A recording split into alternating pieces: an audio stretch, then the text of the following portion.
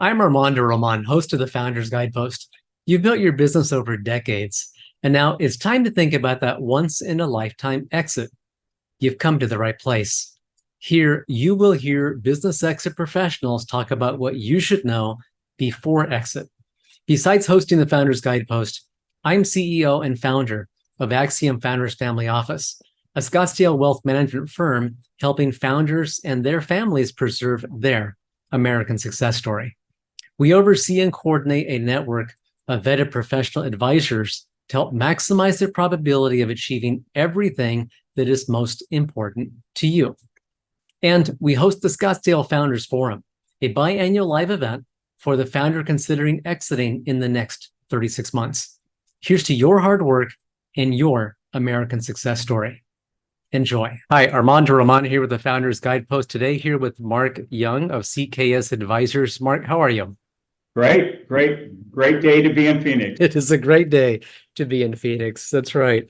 So, Mark, today let's have a conversation about how you help that first-time seller. You're an investment banker, of course. You've got a lot of commercial banking experience. Maybe you can touch on a little bit on your background and that and how that helps you with helping that founder go through that first-time business sale. Sure. Well, throughout my career, I think the common theme is I've worked with entrepreneurs, helping them with their businesses, whether it's what I do today, which is helping them transition from their business back to when I first got started in my career, which was I did a lot of corporate and commercial financing for business owners. Again, working with them to help them grow their businesses with financing. Well, good. And so as an investment banker, it's funny, I had this conversation today with a business owner who was going through that first time sale, not quite sure what to do. And one of the questions was a business broker versus an investment banker. Armando, what's the difference? When they go through this for the first time, a lot of new terminology, they don't know what to expect, time frame, value of the company, the process. I guess, where do you begin when you have that initial conversation? Where does that conversation go?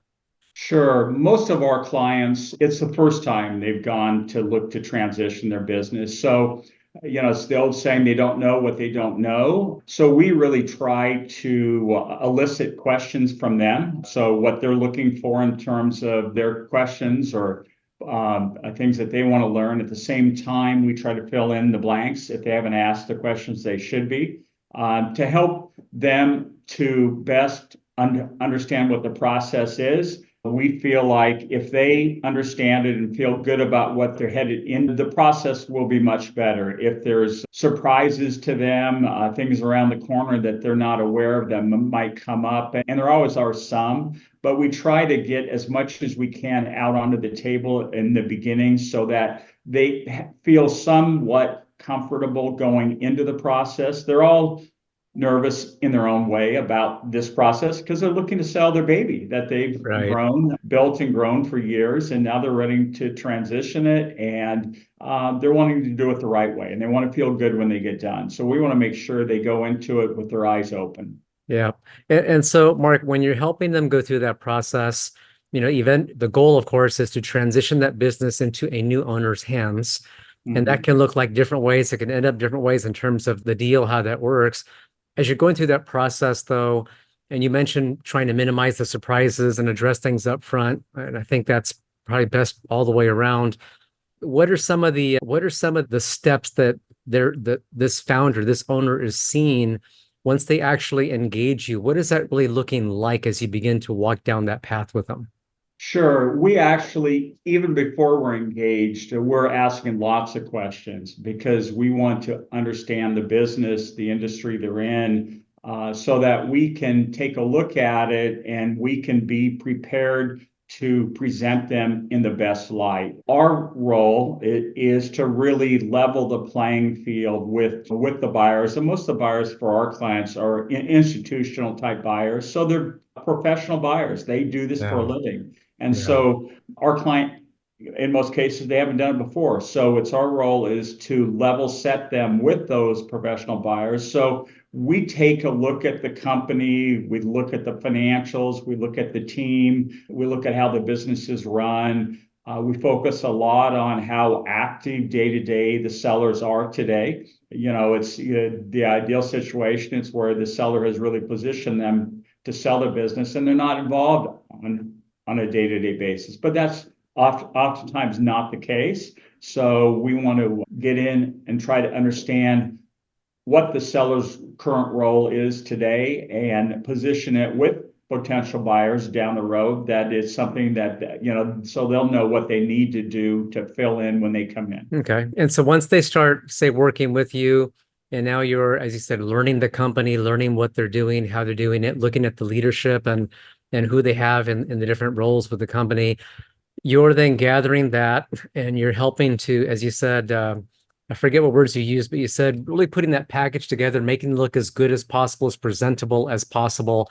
So then you can take those two different prospective buyers who might want to, who are interested, at least at that point, in possibly buying the company, right? Sure. So we take a look at the company, we get in and we understand what the company is all about, the cash flow streams, and then we focus on what we think are the select buyers. We don't put it out on a billboard or put it out on the internet. Our approach, and that's like most investment bankers, is we'll go to a select number of potential buyers that are looking for the type of business that we're selling, the type of industry, the size of business. And so we typically go to no fewer than 50 buyers, but no more than 100 potential buyers.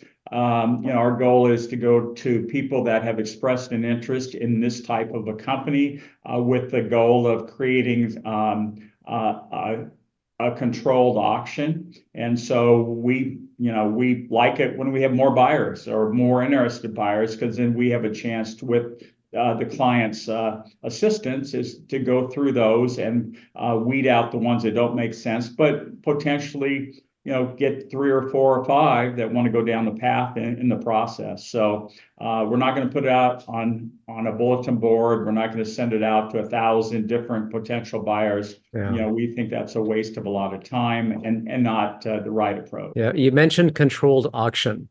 And most people think about an auction, they think about that bidder who speaks really, really quickly. and That's not me. It bids the price up. But when when you say controlled auction, talk about that a little bit more, what that really means. Well, it's just really the process that we run. We let the buyers that we've contacted know that we're running a process and that we've contacted a certain number of other buyers. They're qualified buyers. And they're all looking at the same information and they have the same timeline. So we set out a timeline. We set out, once you have the information, you have 30 days to get back to us with a term sheet. And then those who give us a term sheet, then we say, okay, we're going to select whatever number of the term sheets to take them to the next step. So the buyers understand there's a process and we control the process with the client. The buyer doesn't control it. So we're on our time, not their timeline. So that creates a sense of urgency for the buyer groups, and because they know there's others that are probably keeping pace if they aren't. So if they're interested, they probably better keep pace. And what we think that does is it keeps people feet to the fire if they're interested, and if they're not, then they can fall away and not waste our time. Yeah. Okay. And so the auction, the idea of an auction, at least when I think about, again, that fast talking, the guy out there who's bidding that price up, from the person who owns that business, of course, they want to see that price getting higher and higher. When you're taking a company to market and you've, like I said, looked at the financials and made sure that they're in sellable condition, do you have an idea before you go to market what you think that might bring, or some kind of a range? Sure. For price? Sure. So even before we even engage with a client, we'll give them a sense of what we think the range is. And we do that by taking a look at the company, taking a look at the cash flows, the consistency of the cash flows, and the size of the cash flow, the industry they're in. And then we compare that out to several databases that we have to give us a range of what we think the company might transact for. we bring that back to the client and give it in a range format, because we want to make sure that the client is comfortable that if the sales price comes within that range, that's something that they would want to transact. We don't want to have a situation where we take a company to market and then it's what we think is a within the range, but they don't want to sell. Then the company's been on the market. The clients invest a lot of time in the process, and then they decide that they don't want to sell for that range that we thought it would sell for. So we get some buy-in there. Because it is a long process. The typical process is 6 to 9 months once we get engaged. And, there's a lot of work that goes into that. And we don't want it to be wasted effort by the client. We want it to be a success. And Mark, how important are the company's financials when you're doing your work and going to potential buyers? How important is the accounting and books and financials of that company for you in that process? Sure. I think I said in the beginning, we want to level set it. So the expectations of the buyers that we work with, at least, is that the company's going to have good books and they're going to stand up to their due diligence. So we often require our clients to have at least CPA reviewed financials. Okay. So that we know that the books and records will stand up to the due diligence, because most of the buyers bring in a large accounting firm. They'll bring in their group that's all they do is look at potential purchases by their clients. And so they'll come in and they'll want to look at the books, and they want to make sure that they're going to hold up to their scrutiny. And when that happens, we take negotiating chips out of their hands about issues with the financials. Once the buyer starts to find issues with the financials, then your negotiating ground starts to slip a little bit, because then they start to get the upper hand. Yeah, so the seller gets in a weaker position if these financials are not strong. Right. Yeah. Right. And so we look at it as an investment. So we'll see what they're doing today. Sometimes we don't need to do anything. Sometimes we need possibly somebody to come in. It might be even their own CPAs to come in and shore some things up. But we want to go into the process knowing that we've got pretty sound financials and that we're not going to lose ground there. Okay. And you mentioned reviewed financials. For many privately held companies, they don't have audits, they don't have reviewed financials because they just don't need them. Sometimes banks will have loan covenants and they have to get audits or reviews, but it's not uncommon for a privately owned business to not need or want any of that. When they're going through that review, or if they have not gone through that review for their financials, it sounds like what you were saying is that when they have that review, they're in a stronger position. They are. What it boils down to is they can hand to a potential buyer a third-party reviewed financial statement. Okay. So that's a third party has looked at the numbers and they'll back up the numbers. Yep. And so if a company needs that, and again, that's our preference. We have a couple of firms in town that they've helped us out, and they can pretty quickly put together, what we'd like to see, at least 2 years of reviewed financials. And so it wouldn't be the first time that we had them come in while we're preparing the marketing information on the company, that they're getting the books and records ready for us so that they can come together when we go to market. Oh, so then these things could happen simultaneously at the same time going on. Yeah. And, when we had them do it, we found that we've had clients that were really on a cash basis rather than the accrual basis that they thought they were on. Or we've had another client where they took a lot of customer deposits, but they weren't recording those properly. And if we'd gone to market with those sets of books, it would have been a nightmare trying to get it closed. And I'm only laughing because, in a small privately held company, that stuff kind of doesn't matter until trying to sell that to somebody who doesn't know anything about your books and records. Right. And having the independent third party, that outside CPA firm, validate to some extent with reviewed financials gives that buyer a heck of a lot more assurance that they can trust those numbers. Yeah. And again, the buyer's expectations are with certain sizes of companies that they would already have that. So that's one question we take off the table if we come to market with those. For some smaller companies on the smaller end, we've got a couple people that we work with that can create a financial statement that isn't CPA prepared, but it is GAAP, and it's a financial model that the buyers can use. And so we've used that some with our smaller clients. So we have some options, but we think the CPA reviews are a good investment. When you think about it, that's 10 to 15,000 per year to get a review, sometimes 20. So it might be $30 to $40,000. But if you're talking about increasing the multiple of a sale by a half or three-quarter turns, meaning almost a full turn on whatever the cash flow is of the company, it's a small piece of the total valuation. So again, like most things, we want to look at it as an investment, not as an expense. Yeah. So you're saying that if they spent, say, $30,000 to get a couple of years reviewed financials, and the company sells for, say, $30 million, but it would have sold for maybe 25 had they not had that difference, is well worth the money. Yeah. Okay.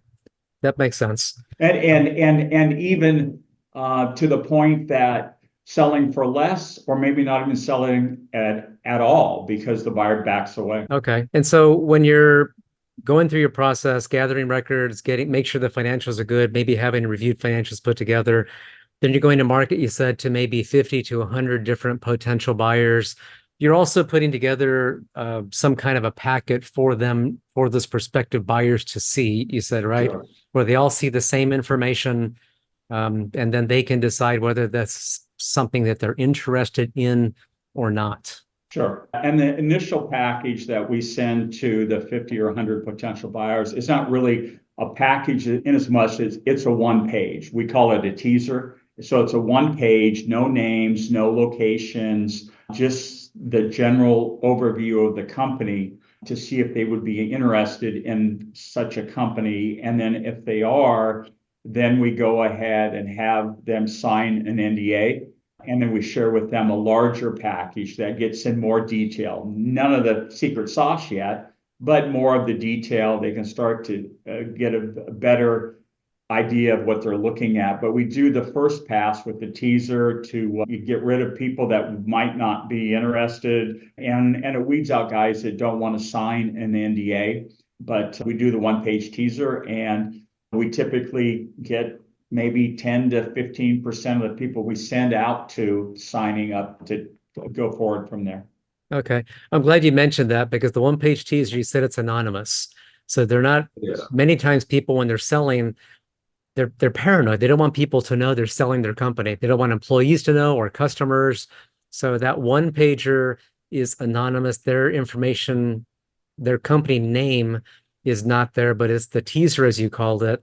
If they respond back to you and say, yes, I'm interested, then you have them sign a non-disclosure agreement, where then they will get more information and they will know the company that teaser is talking about, right? Correct. Okay. But within the next document, and it ranges between 20 and 30 pages, typically it's a PowerPoint. We don't share customer names. We don't share, like I said, any of the secret sauce, but it's more detail of what the things that we think the buyers want to know about that company. And with the goal at that point is eliciting as many term sheets from those recipients of that document. So the term sheets, that makes me think about the seller. Sometimes sellers are very specific what they want as an outcome. Maybe not so much money, but maybe they want to be out in 2 years or 1 year, or the earnouts and different things like that. When the prospective buyers give you a term sheet, I'm wondering how much flexibility that seller has with that. How negotiable is that? Sure. With the teaser, we generally will put in that some guidelines to what the seller is looking for. Okay. We don't want to be specific because we don't want to limit the potential buyers at that stage, but we give them a general idea of what they're thinking about in terms of that if they're willing to stay on, a couple of years, or maybe stay on for a short period of time. We'll generally mention that. We don't mention too much about whether or not they're willing to take an earn out or not. We don't want to get into those types of details.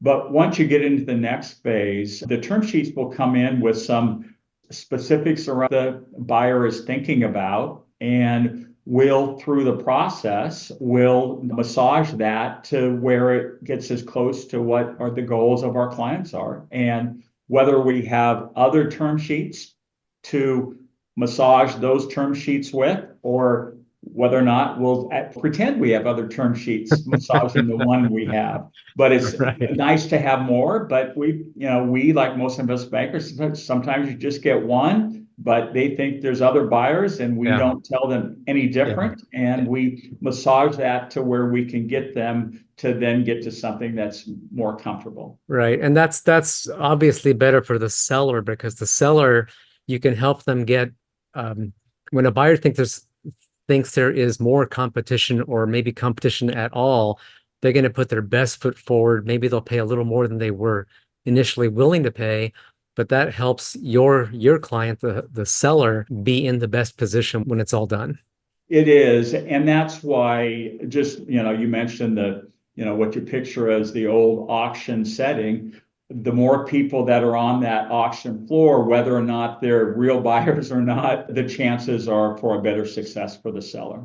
Yeah. So, Mark, could you talk about, you mentioned turns and you mentioned multiples. Yeah. Can you talk about multiples and what that really means? Again, for that first time seller, multiples and the EBITDA acronym. Can you talk about that and explain what that is? Sure. So I'll just clear up one thing. When I mentioned turns, I mentioned multiples. Those are the same things. And so let me go into that. So most businesses in the middle market, which is where we operate, which is businesses valued 10 million to 250 million and even larger, are typically valued on some multiple of the company's cash flow.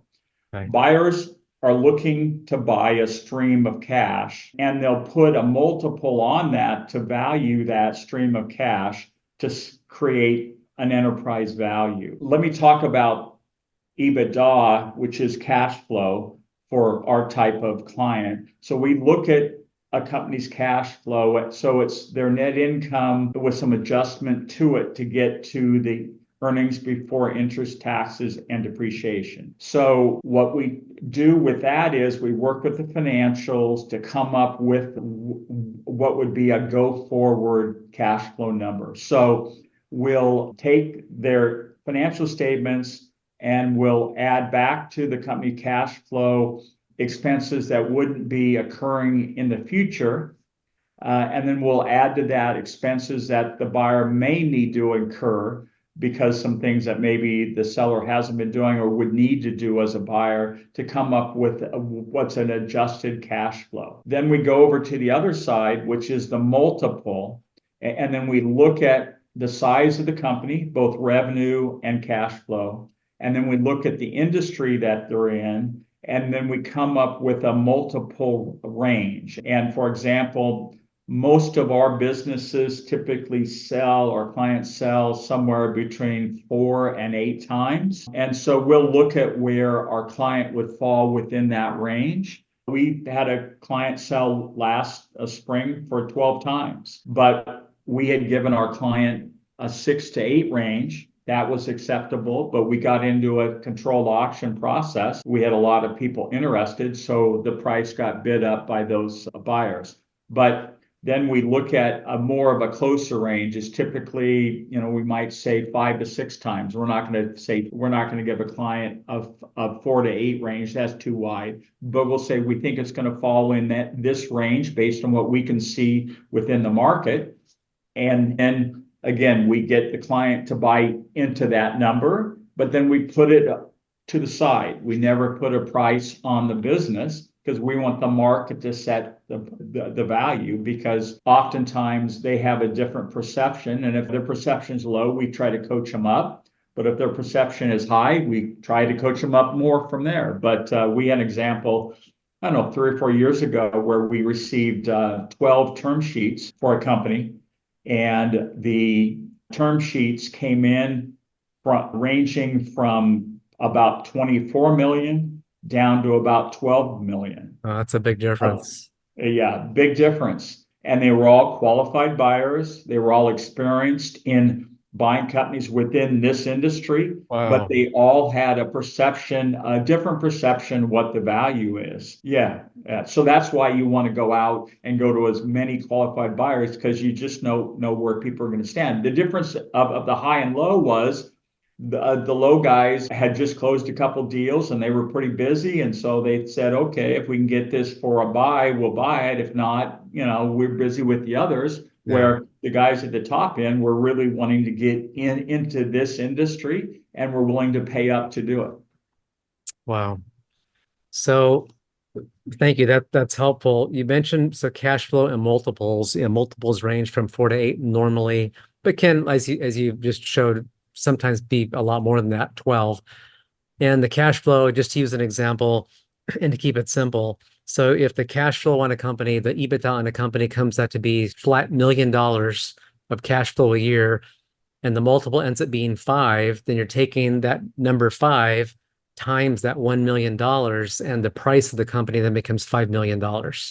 right? Correct. Sorry, I didn't go that far with my Yeah. example, but No, yes. I just wanted to keep it simple and clear so that Yeah. people hear multiples and EBITDA, and it's for that first time seller, it's all brand new territory. They're overwhelmed, maybe not Mhm. overwhelmed, but it can be very emotional, a lot Yeah. of stress and anxiety that comes along with this once in a lifetime transition. So I just wanted to make sure that math was said so it's simple to understand. What surprises, Mark, as you go through your process with that first time seller? What are some of the surprises that you hear those sellers tell you? Often after closing, as much as sometimes they feel somewhat pain going through it, for a client that's had to go through and get the financial statements upgraded, they say to us, we should have done that a long time ago. Yeah. And that Yeah. makes sense. Having Yeah. good financials tells you what's happening in your business. Yeah. Because they can see during the process when that's done, the questions don't focus on the financials. The questions focus on other, most likely more positive things.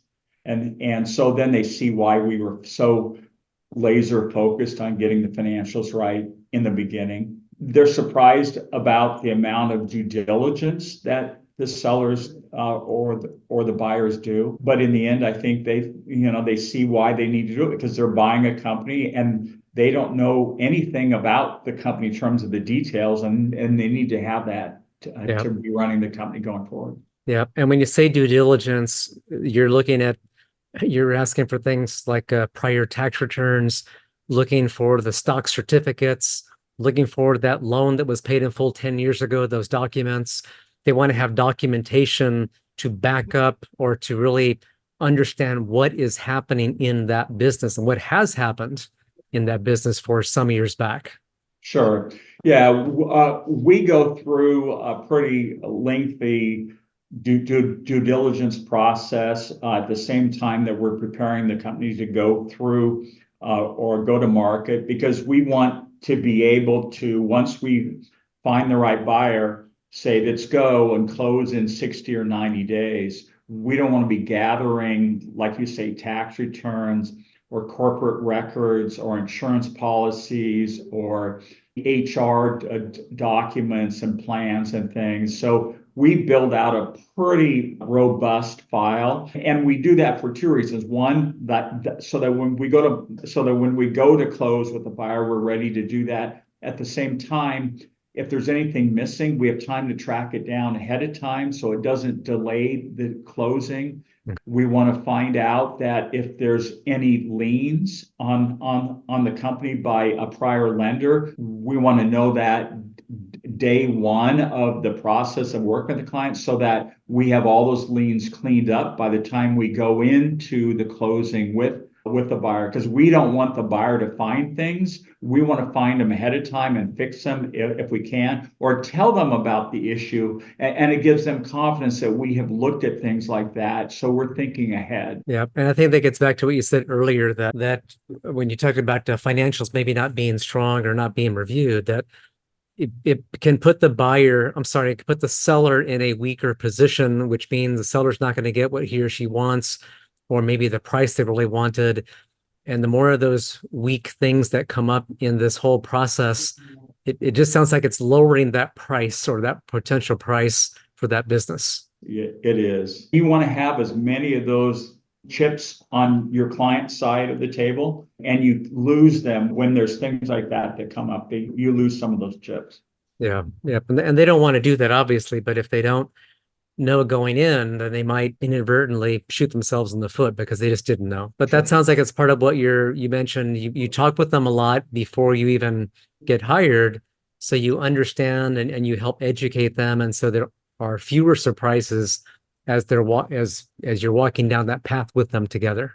Right. And at each stage of the process, we'll typically sit down with the client and say, okay, now this is the next stage, and this is what typically happens here. These are some of the issues and so we'll take you through that, but just so they have more of an idea of what's going to happen in that coming up phase. Mm-hmm. And Mark, for industries, the process that you run when you're going through a sale of a business, is it industry specific, or does the industry not so much matter? It's not industry. The process is not in industry specific, but some of the documents that we collect within the categories of due diligence differ by the type of company that it is. Mm-hmm. For example, somebody that has a number of locations, there's going to be a lot more real estate information collected. If they own versus lease, we're going to collect different types of documents. So if it's a manufacturing business versus a service business, there's just certain things that the buyer will want to learn about a manufacturer, raw material costs, inventory costs, those sorts of things, versus a service provider. So so probably 75% of the due diligence information that we collect is the same for every type of company. That 20 to 25% is going to be industry specific. Okay. And then for the work that you're doing, does it matter when in the investment banking space that you work in, are there certain industries that you specialize in? Or really is it the same? Does that industry matter when they come in your door to you? Sure. Our experience has been oftentimes have no specific industry experience when a prospective client comes through the door, because we're focused here in the Phoenix, Arizona market. We don't specialize by industry, and most people don't when they're working with the lower middle market. Okay. We do have experience with a lot of different companies based on our 35 years worth of working with businesses. So, if we haven't dealt with that type of business before, whether it's through investment banking or corporate finance, we probably looked at something pretty similar to it. So it doesn't take us very long to get up to speed. There are some investment banks nationally that do focus on specific, but they tend to do larger deals within those industries. Sometimes they'll come down into our lower middle market space.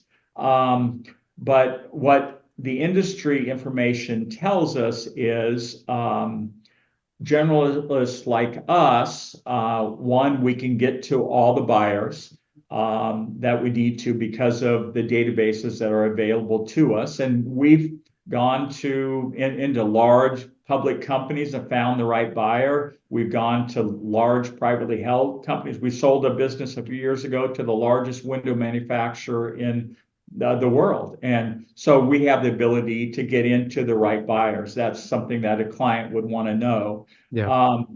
But at the same time, we have fiduciary responsibility to that client, and they're our client, and we're going to take care of the client.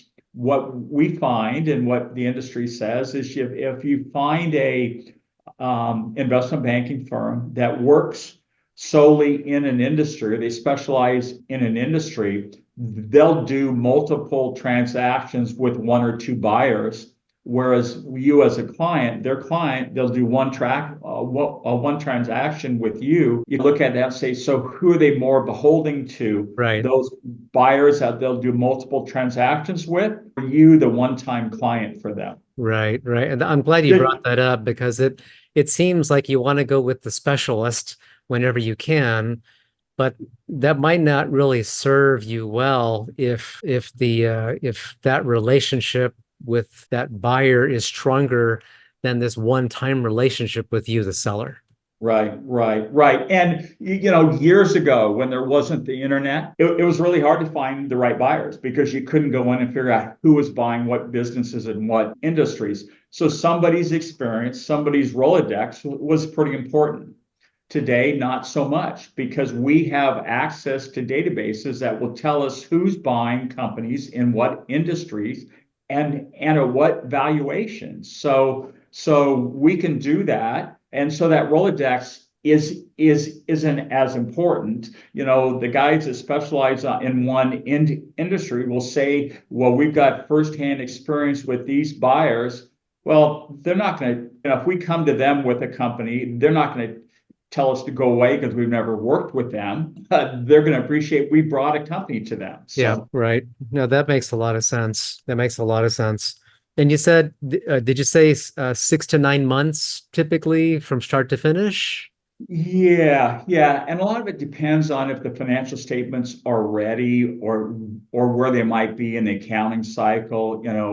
Oftentimes it makes sense to go out to market with somebody's year-end financials.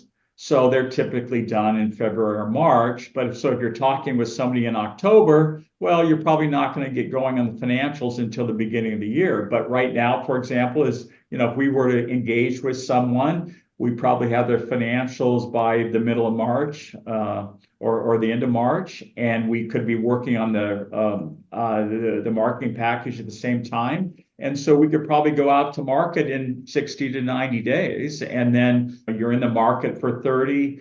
You're working with the term sheet providers for about 30 days. And if all goes well, you can close in 60 to 90 days. But again, that's with a lot of work up front, both the financials being right, but the due diligence being done ahead of time. Okay. So a question for you, Mark.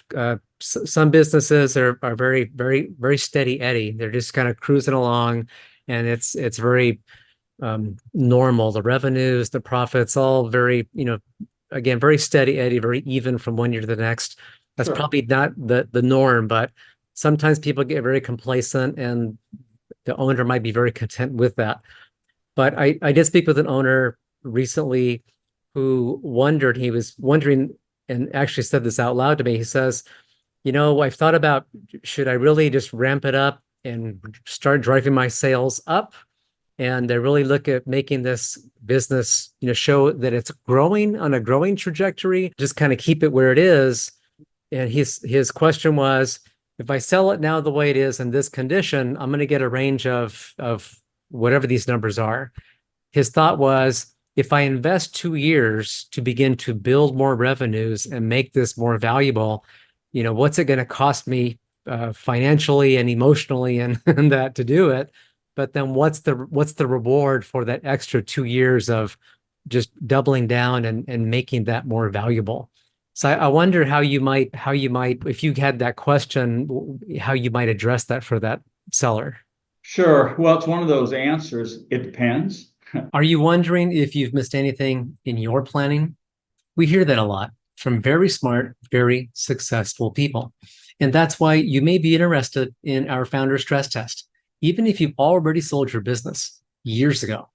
For more information, go to axiomcorp.com. It just depends on the situation. If somebody wants to do that and they can get a lift in their performance and their profitability, it's probably going to be worth it as long as the personal cost wasn't too much, if that's what they were looking at. Because not only do you get a increased cash flow, but the larger cash flow gets, you get through some breaks in the multiples, and where the multiple range might be 4 to 5 times for a certain size company. If you get cash flow up to a certain level, the multiples now might be 5 or 6. So it may be a much bigger value if you can break through some thresholds there. Yeah, But at the same time, that growth can't come at the cost of other aspects of the company. If your customer service starts to fail because you're growing too quickly, you know, if you're getting beyond the means of your current team, you know, buyers can sense that. But on the surface, most buyers like to see a company that's growing because then they can come in and continue the momentum.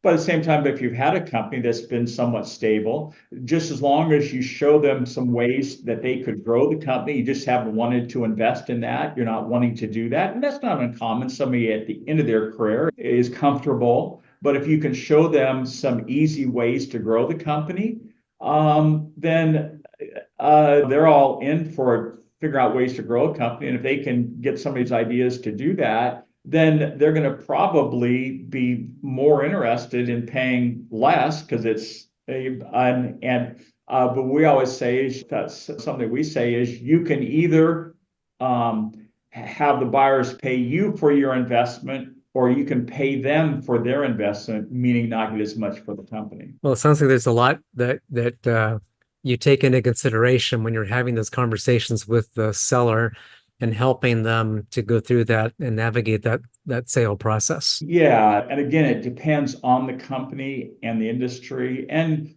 really what the seller's goals are. Yeah. So when there are partners, multiple owners in the business, say 50-50 partners, how I'm wondering how you get them. If they're not 100% in agreement, then it's going to make everyone's job more difficult going through the process. Are there ways that you can help the partners get into agreement or either decide to do this or not? Because nobody wants to waste time when at the end you find them a great buyer and they can't agree and then they don't finish it. They don't sell after all. Yeah, I think the best way to do that is to get them in agreement going into it. You can't go into a sale process with disagreement. It just there's too many pitfalls. So it might be best served for everybody just not to go into a process because if they're having differences now and you get into a process and you've got one that wanting to go forward with somebody and somebody's not, the differences are just going to exacerbate themselves. So yeah, that makes sense. Yeah. Some of the best decisions are no decision when your gut tells you that it's not the right time. Okay. Mark, what have we not touched on in this conversation? And I'm really thinking about those first couple of conversations you might have with a first-time seller when they're asking you questions because they just don't know. They just don't understand what this looks like, what it's going to take.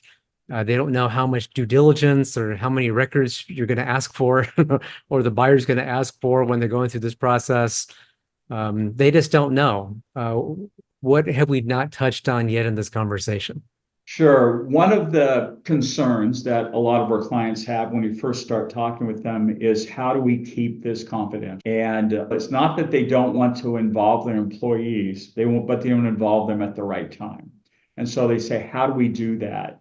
And we say that's common in all of our client relationships, but it's relatively easy to get through a lot of the process before you have to involve somebody if you do it the right way. For example, maybe you don't use the company email. You use personal emails. Maybe you meet off-site. You meet at our office. You meet after hours. Those sorts of things. Mm-hmm. You don't call into the company number. You call into somebody's cell phone. There's certain ways to communicate.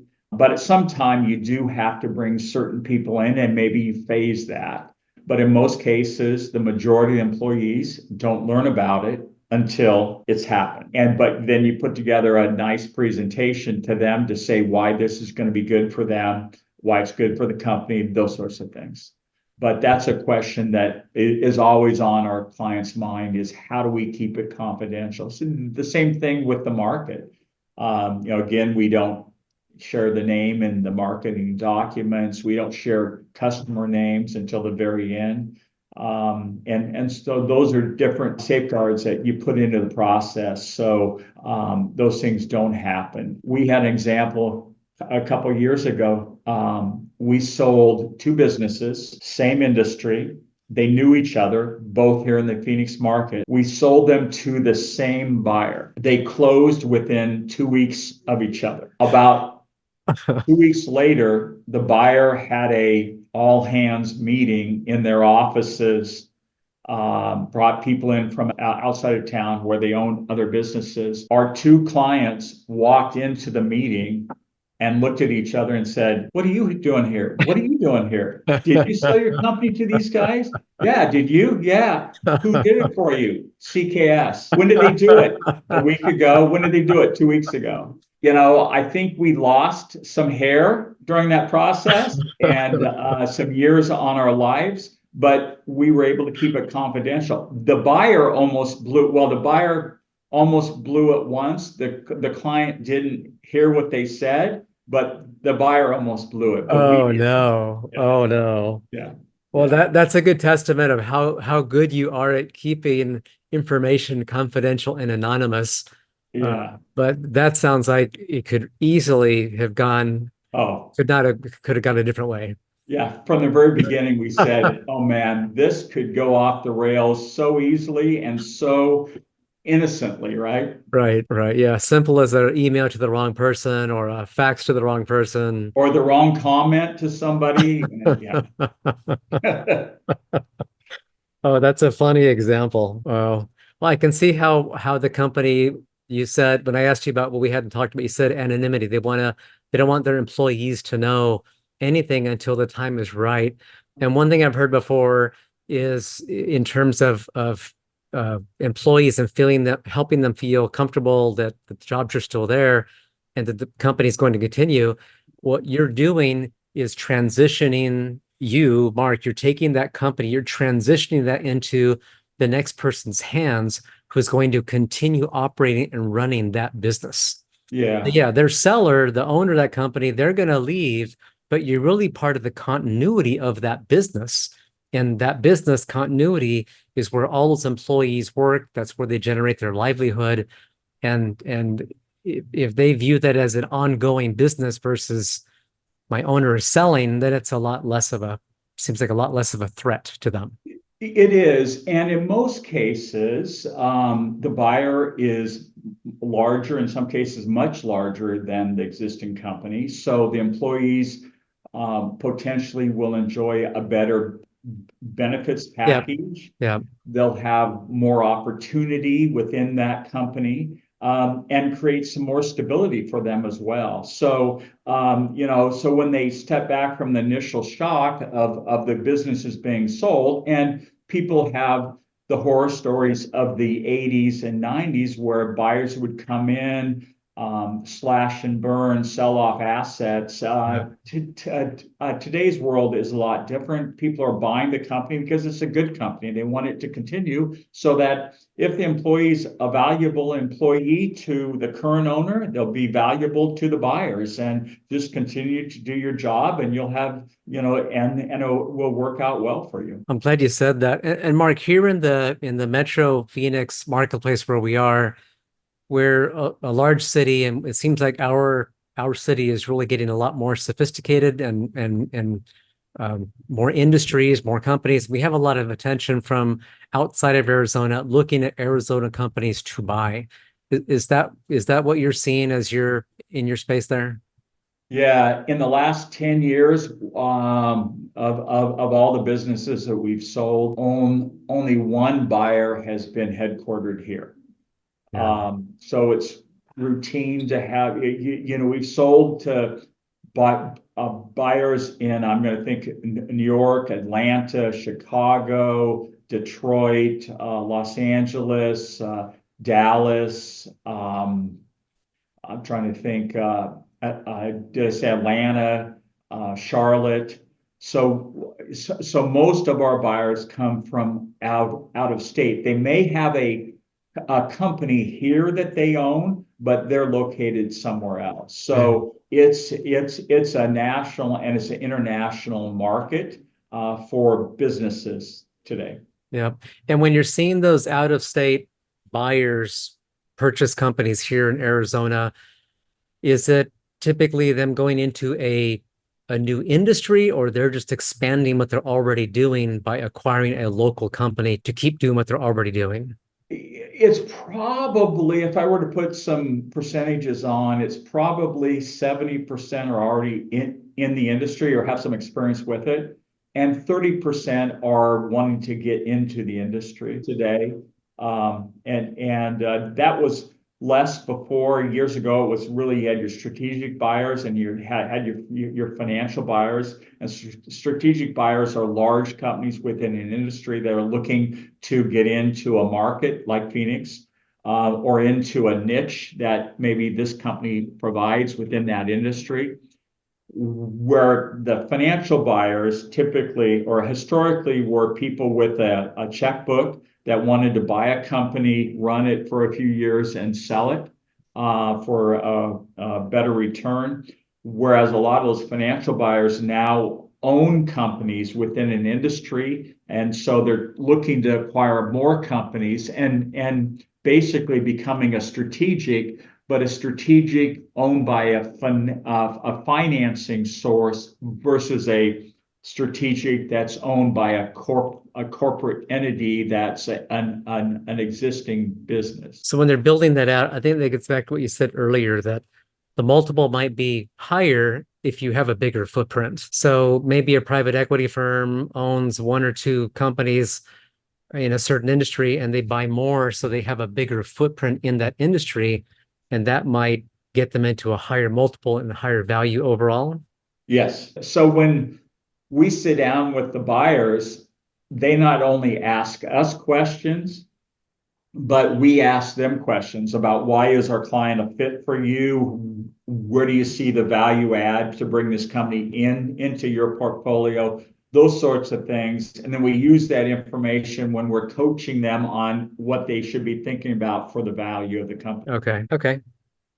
Are you seeing many private equity buyers here in Arizona? Oh yeah.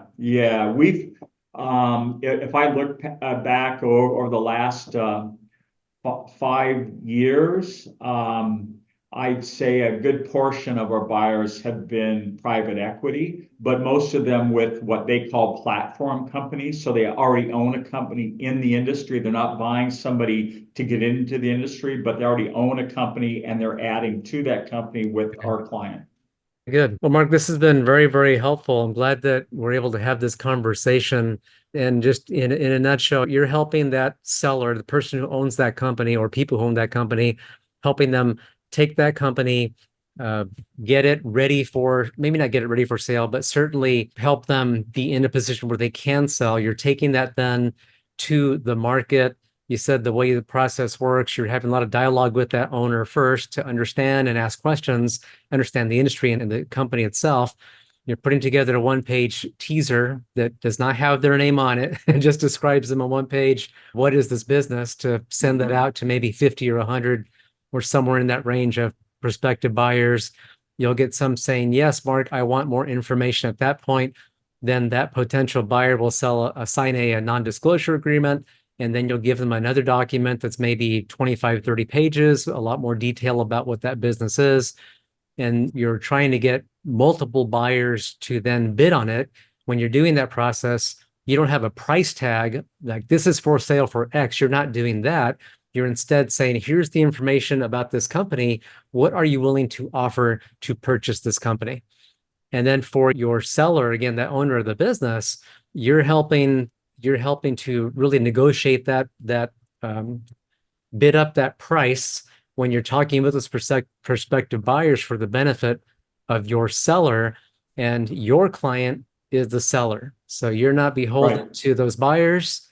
If X or Y or Z buys the company, to you, that's not important because your client is the owner of that business, the one who's selling that company. Correct. You should be in our business. You went through our process very well. No, I like that you just explained it in a way that was easy to visualize. And you said 6 to 9 months, maybe in that range of time. You can even get reviewed financials if they haven't had those before.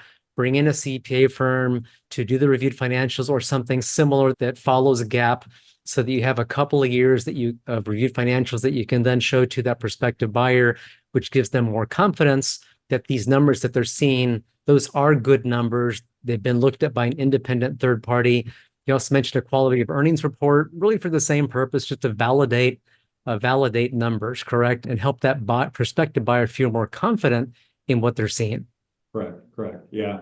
Yeah. It's all the processes kind of take their own path. But if somebody's ready to go to market, meaning they have good financials and that if they have to get the reviews, there's no surprises. Yeah, typically, if we're going to get new financials, it might be the 8 to 9 months, but if they're ready to go, the 6 to 7 months might be the process. But okay. yeah. And then the way you get paid is a percentage of the actual sales price. Is that how your firm gets paid? Yeah, we call it a success fee. So when our client is successful, we're successful. So the way we structure our engagements is we have a small nominal upfront fee. We call it the engagement fee. It's just like we'd want to have the client committed to the process. And so what we typically do is we net that amount against the success fee, and the success fee is a percentage of the value that the business is sold for, and that percentage varies on the size of the business, the complexity of the business, and the amount of involvement that it's going to take to get the deal done. Okay, good. And so, Mark, if someone heard this and heard you and wants to have a question with you or just have a conversation with you, what's the best way that you'd like them to reach out to you? Sure, they can certainly call me. My number is 2-501-4414. That's my cell. Or they can send me an email at myoung@cksadvisors.com. Okay, perfect. And if they want to learn more about the firm, we're cksadvisors.com. Okay. That's our website. Okay, great. Mark, thank you so much for the conversation. Really appreciate it. And I hope that we're able to share your information and what you do so that people can learn and feel a little more equipped to go through that first time sale of their business, so that at the end of it, they get the outcome they want. They feel good about it. They got the right price. And it's really the outcome they want for their family, so they can live out the rest of their time and feel good about this once in a lifetime transaction. Yes.